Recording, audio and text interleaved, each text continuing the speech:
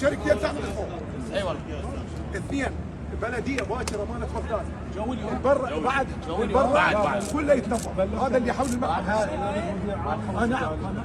معالي وزير الداخليه تدخل من 20 اطفائيه للخارج. بس شوفوا تاكدوا انا ما اريد الناس تجي تلقى مكان واسع. شغلة الاخ الان تتفاهمون وياه مي يجب ان يتوفر وبكميات كبيره داخل الملعب. لا مو هنا برا لازم الناس تشرب مي. هنا ما يدخل؟ لا ممنوع. مش مسموح. بس برا. مش مسموح. انا احكي برا الناس. بس خليه يجي.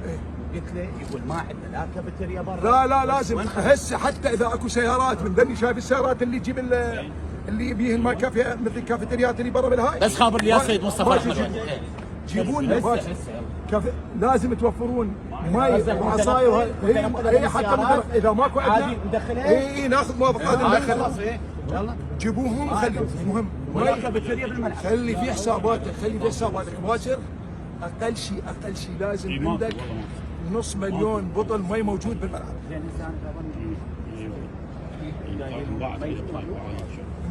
هذا مو احنا الاتحاد لا شغل مو احنا خلاص ما نقدر السفير لا ولا للشعب ولا كل مكان. هذا شغل الاتحاد الاسيوي. احنا وين شو وجه الاتحاد الاسيوي؟ احنا ماشيين به واضح؟ خلاص انت المهم موضوع المي موضوع اللي هاي السيارات شو اسمها؟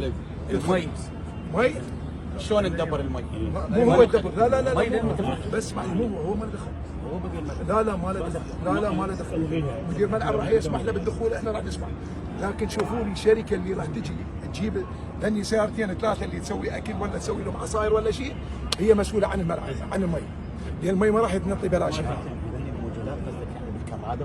اخي يجيبوا ما اروح اقول له تعال يا اخي هسه شوفوا اكو مكانات ذني بيهم موجوده. انا ندري خلاص تواصل وياهم ورتبوا لنا 3 4 مكانات اللي سيارات ذني بمي وهمبرجر وقص. باكر الجو حار اذا الناس مثل ما صارت شكاوي عندي بالبصره الناس ميته من العطش. هذا كله ما ترهب.